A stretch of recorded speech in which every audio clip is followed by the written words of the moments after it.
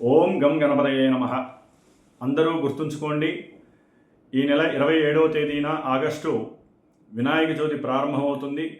11 రోజులు అనగా సెప్టెంబర్ 6వ తేదీ శనివారం వరకు స్వామివారిని అర్చించి ఆ రోజు సాయంత్రం ఉద్వాసం చేయండి. లేదా ఆదివారం అనగా సెప్టెంబర్ 7వ తేదీ ఎట్టి పరిస్థితుల్లో మధ్యాహ్నం 12 లోపల స్వామివారిని ఉద్వాసం చేసి నదిలో కానీ చెరువులో కానీ నీళ్ళలో కానీ కలిపివేయండి. ఎందుకంటే ఆ రోజు అర్ధరాత్రిన సంపూర్ణ చంద్రగ్రహణం రావడం చేత మరుసటి రోజు సోమవారం రోజున మహాలయపక్ష ఆరంభం కావడం చేత స్వామివారిని ఆ సమయంలో కదపడం కానీ ఉద్వాసన కానీ చేయకూడదు. ఇది గుర్తుంచుకోండి. స్వామివారిని ఆదివారం మధ్యాహ్నం లోపలే నదిలో కలిపివేయాలి. ఓం గం గణపతయే నమః అనేటటువంటి మంత్రంతో అందరూ కూడా స్వామివారిని ఉద్వాసన చేసి స్వామివారి అనుగ్రహానికి పాల్గొనండి. ఓం గం గణపతయే నమో నమః. ఓం గం గణపతయే నమః. ఆగస్టు 27వ తేదీన వచ్చేటటువంటి వినాయక చవితి ప్రారంభం నుండి సెప్టెంబరు 6వ తేదీ శనివారం వరకు 11 రోజులు ఎవరైతే వివాహం కానటువంటి వారు, ప్రతి కార్యంలో ఆటంకాలు కలుగుతున్నటువంటి వారు, ఉద్యోగంలో ఇబ్బందులు పడుతున్నటువంటి వారు ఒక రావి ఆకుని 11 రోజులు 11 ఆకులు ముందుగా తెచ్చిపెట్టుకొని ఆ ఆకులో స్వామివారికి సంబంధించినటువంటి పసుపు ముద్దని తయారు చేసుకొని కుంకుమ పెట్టి పసుపు అక్షతలతో ప్రతిరోజు కూడా ఉదయం పూట సాధ్యమైనంత వరకు ప్రాతకాలము లేదా 9 గంటల సమయంలో తులాలగ్నంలో స్వామివారి యొక్క అష్టోత్తర శతనామార్చన చేసుకున్నట్లయితే వారికి తొందరలో గణపతి అనుగ్రహం కలుగుతుంది. గరికతో కూడా పూజ చాలా విశేషమైనటువంటిది. ఓం గం గణపతయే నమః. ఓం గం గణపతయే నమః. వినాయక చవితి నుంచి 11 రోజులు మండపాలలో గణపతి నవరాత్రులు ఎవరైతే చేస్తున్నారో, ఎవరైతే చేతికి కంకణం కట్టుకొని దీక్ష చేస్తారో వారు దయచేసి ఇటువంటి పొరపాట్లు చేయకండి. చెప్పులతో స్టేజీ ఎక్కటం, కావలసినటువంటి పూజా ద్రవ్యాలు అందించటం, పరులతో దూషించటం, పోట్లాడటం, అట్లాగే ఎట్టి పరిస్థితుల్లో కూడా మద్య పానీయాలకి దూరంగా ఉండండి. నాన్ వెజ్ ఐటమ్స్ ఏవి కూడా టచ్ కావద్దు.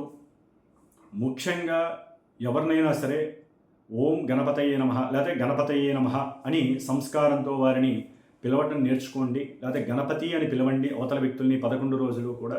ఈ విధంగా చిన్న చిన్న సంస్కారాల వలన, మీరు ఆచరించే నియమాల వలన గణపతి అనుగ్రహం పూర్తిగా మీకు సాక్షాత్కరింపజేస్తాడు. ఓం గం గణపతయే నమః. ఓం గం గణపతయే నమః. వినాయక చవితి ఉత్సవాలలో ఆ 11 రోజులు చాలామంది వినాయకుడిని ప్రతిష్ఠించిన దగ్గర నుంచి కూడా వారు చేసే పొరపాట్లు, ముఖ్యంగా స్వామివారికి ప్రీతికరమైనటువంటి బూందీ లడ్డు. ఈ లడ్డూని విక్రయించిన తర్వాత పూజప్పుడు స్వామివారి చేతిలో పెట్టడమో కింద పెట్టడమో చేసేసి మళ్ళా తీసుకెళ్ళి ఫ్రిడ్జ్లో పెట్టడము, ఆ తదుపరి మరుసటి రోజు తీసుకురావడం ఇట్లా చేయకూడదు. ఒకసారి స్వామివారి దగ్గర పెట్టారంటే అది పూర్తిగా ఆయన యొక్క సొంతము. అందుకని సాధ్యమైనంత వరకు ఆ 11 రోజులు అక్కడ పెడుతున్నాం కాబట్టి దాన్ని వేలం వేయాలి అనే ఆలోచన ఉంటుంది. దయచేసి లడ్డూలని వేలం వేయవద్దు. అది కొంతమంది పెద్ద పెద్ద స్వామివారికి పెద్ద పెద్ద లడ్డూలు పెట్టి 10 మందికి పంచడం కోసం డబ్బున్న వాళ్ళు చేసే ప్రయత్నం అది. మీరు మాత్రం లడ్డూని ఎప్పటికప్పుడు కాకుండా చిన్న లడ్డూ పెట్టి 11 రోజులు ఉంచండి. చివరి రోజున పెద్ద లడ్డూ తెచ్చి అందరికీ పంచండి.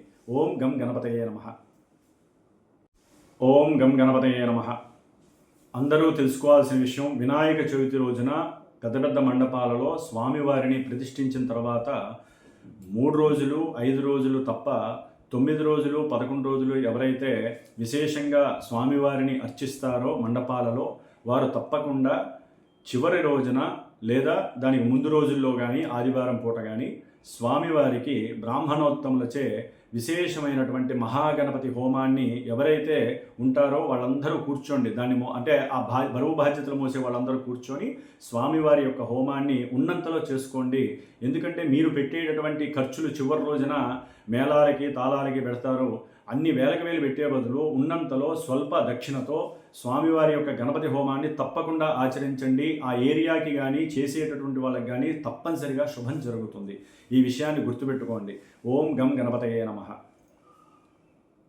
ఓం గం గణపతయే నమః.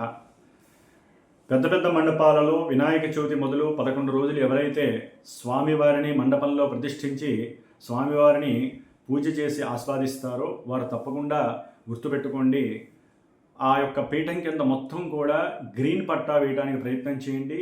వెనకాల కూడా ఏదైనా గ్రీనరీ ఉంటే చాలా మంచిది. ఆ ప్రదేశం అంతా కూడా గ్రీనరీ చెట్లతో కనుక ఉన్నట్లయితే కనుక ఎవరైతే అర్చిస్తారో, ఎవరైతే ఆ యొక్క మండపాన్ని కాపాడుతూ ఉంటారో, ఎవరైతే పిల్లలు అక్కడికి వచ్చి పూజలు చేసుకుంటారో, పెద్దవాళ్ళు కానీ, వ్యాపారస్తులు కానీ, రాజకీయ నాయకులు కానీ, వారందరికీ కూడా బుధుడు, గ్రీనరీ అంటే చెట్లు అంటే బుధుడు. మరి ఆ బుధుడికి అధిష్టాన దేవుడు ఎవరయ్యా అంటే మహాగణపతి. కాబట్టి తప్పనిసరిగా మొత్తం గ్రీనరీ వాడడానికి ప్రయత్నం చేయండి. తప్పనిసరిగా మాత్రం స్వామివారికి పెట్టేటటువంటి పాటలు, స్వామివారికి సంబంధించిన కీర్తనలు, భజనలు ఉండేటట్టు పెట్టండి. ఎటువంటి సినిమా పాటలు పెట్టకండి. ఓం గం గణపతయే నమః. ఓం గం గణపతయే నమః. వినాయక చవితి నుంచి సెప్టెంబర్ 2వ తేదీన మంగళవారం రోజున మూలా నక్షత్రము, కేతు నక్షత్రము, దశమి వస్తుంది. మంగళవారానికి అధిపతి కుజుడు. ఎవరైతే పెద్ద పెద్ద మండపాలలో స్వామివారిని ఆరాధిస్తారో పెట్టి, ఆ గ్రూప్ వాళ్ళందరూ కూడా ఆ రోజున తప్పనిసరిగా ఉదయం పూట స్వామివారికి, సాయంత్రం కానివ్వండి, ఒక పెద్ద మూకుళ్ళో, ఎర్ర మూకుళ్ళో కొబ్బరి నూనె, ఒక 700 గ్రాములు కొబ్బరి నూనె వేసి 7 ఒత్తులు వేసి స్వామివారికి మీ అందరూ కూడా దీపారాధన చేసి గరికతో స్వామివారిని చక్కగా అలంకారం చేసి, గరికతో గణపతి సహస్రనామార్చన ఎవరైతే సంకల్పం చెప్పి బ్రాహ్మడి చేత చేయించుకుంటారో వారందరికీ కూడా చాలా చాలా అభీష్ట సిద్ధి కలుగుతుంది. ఎటువంటి అనారోగ్యాలున్నా దూరం అవుతాయి. అనుకున్న కార్యాలన్నీ కూడా సిద్ధిస్తాయి.